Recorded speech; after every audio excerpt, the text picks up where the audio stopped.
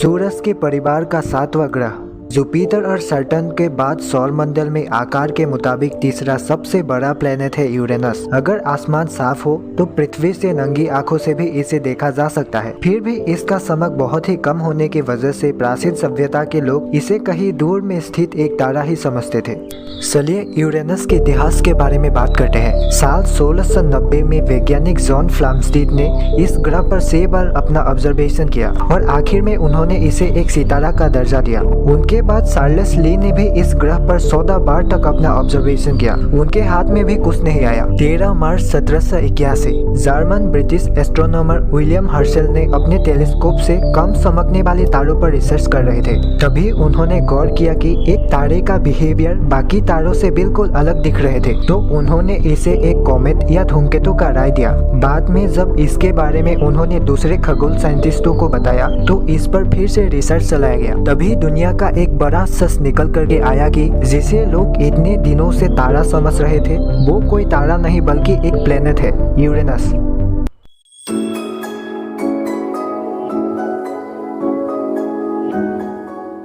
क्या आपको पता है यूरेनस प्लेनेट का खोज अंटार्कटिका महाद्वीप की खोज होने से पहले ही हुई थी। फिलहाल तो इस खगोलीय पिंड का एक प्लेनेट के रूप में पहचान हो चुका था।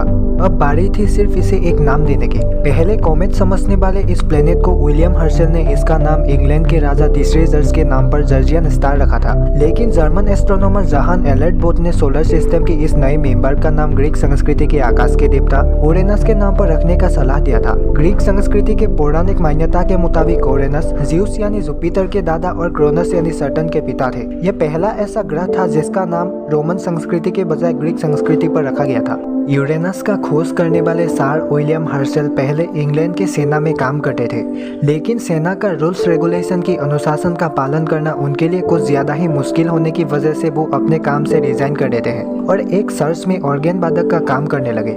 तभी वो खगोलीय विषयों को जानना शुरू करते हैं और आसमान की ग्रह नक्षत्रों की गतिविधियों पर रिसर्च करने लगते हैं। इनके इस काम में उनके लिए पहली परेशानी थी एक टेलीस्कोप की जरूरत का, क्योंकि इसे खरीदने के लिए भी उनके पास पैसा नहीं था। शीशे या कांच को घिस कर वो टेलीस्कोप का लेंस बना लेते हैं। हालांकि ऐसा किसी लेंस बनाना कहने जैसा आसान तो नहीं होता, फिर भी हर्शल ने दिन रात एक करके इसे बना लेते हैं और आखिर में हर्शल यूरेनस प्लेनेट को खोज करने में कामयाब रहे। साल 1781 में 13 मार्च के रात में उनके इसी खोज ने उन्हें विश्वविख्यात बना दिया। हर्शल ने यूरेनस की अपने खोज के बारे में इस तरह से लिखा है कि मैं जब छोटे आकार वाले और कम चमकने वाले तारों को देख रहा था तभी मैंने देखा कि उनमें से एक आकार में सबसे बड़ा था, इतना बड़ा कि मैंने इसे एक कॉमेट समझ लिया था। आपको जान करके अजीब लगेगा कि यूरेनस को आसमान में सबसे पहले बार देखने वाला शख्स विलियम हर्शल नहीं था। दरअसल उन दिनों खगोलीय चीजों की गतिविधियों पर रिसर्च चलाने वाले विषय पर यूरोप में बहुत इंपॉर्टेंस और सम्मान दिया जाता था, इसलिए शायद आसमान की ग्रह नक्षत्रों पर रिसर्च चलाने का काम ही ज्यादातर लोगों का प्रोफेशन बन गया था। वैसे हर्शल के जरिए यूरेनस का आविष्कार होने वाली बात पूरी दुनिया में फैल गया। दुनिया भर की खगोल शास्त्री यूरेनस के बारे में पुरानी जानकारियों को जुटाने लगे। पुराने रिसर्च पेपर्स ढूंढ कर निकाले गए और फिर से इनका एग्जामिन होने लगे। तभी जानकारी निकल करके आया कि साल 1690 में ही इंग्लैंड के राज ज्योतिर्विद जॉन फ्लेमस्टीड ने बहुत बार आसमान में यूरेनस को देखा था। साल 1768 से 1769 के अंदर फरासी ज्योतिर्विद लेमोनी ने भी लगभग 8 बार यूरेनस को एक तारे के रूप में आसमान में अलग अलग पोजीशंस में देखा था, लेकिन उन लोगों ने इसे एक नॉर्मल तारा समझकर छोड़ दिया था। फिलहाल तो यूरेनस का खोज करने वाले शख्स का नाम विलियम हर्शल ही है। फिर भी सबसे पहले यूरेनस को एक सौर केंद्रित प्लेनेट का राय देने वाला शख्स एजे लेक्सेल था। सूरज से पृथ्वी की बीच की डिस्टेंस को 1 एस्ट्रोनॉमिकल यूनिट कहा जाता है। इस कैलकुलेशन से देखा जाए तो यूरेनस सूरज से 19.8 एस्ट्रोनॉमिकल यूनिट दूर पर स्थित अपने ऑर्बिट में घूम रहा है।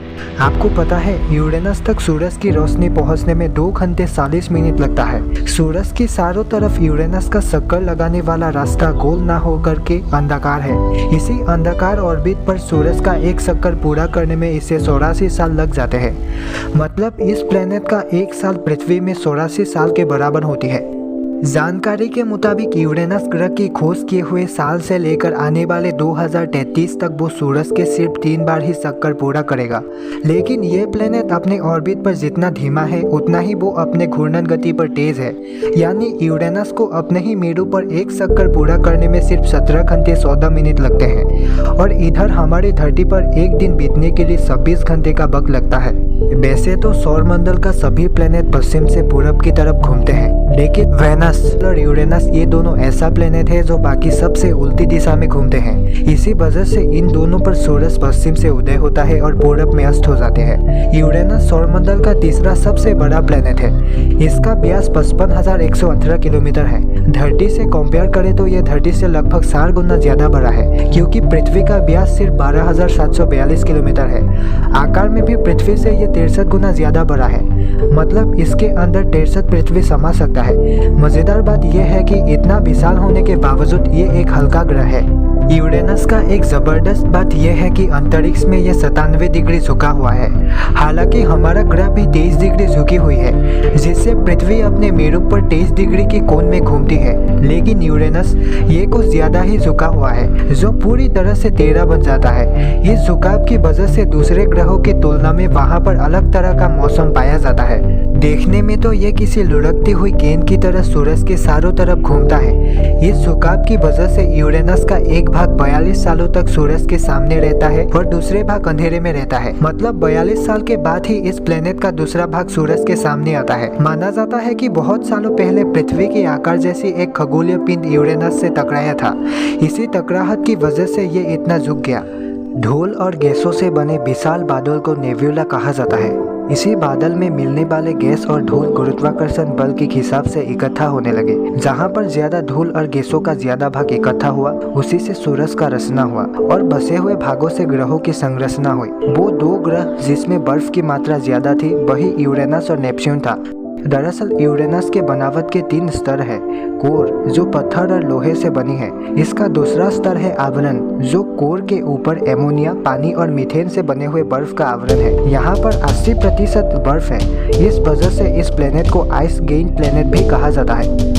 वैज्ञानिकों का मानना है कि यूरेनस के इस आवरण के अंदर बहुत ही ज्यादा दबाव और तापमान की वजह से वहाँ के कार्बन अणु डायमंड में बदल जाते हैं, जिस वजह से वहाँ पर हीरे की बारिश होती है। यूरेनस के एटमॉस्फेयर के बारे में बात करें तो ये हाइड्रोजन और हीलियम गैस से मिलकर बना है। इसके साथ पानी और मीथेन गैस की मात्रा भी पाए जाते हैं।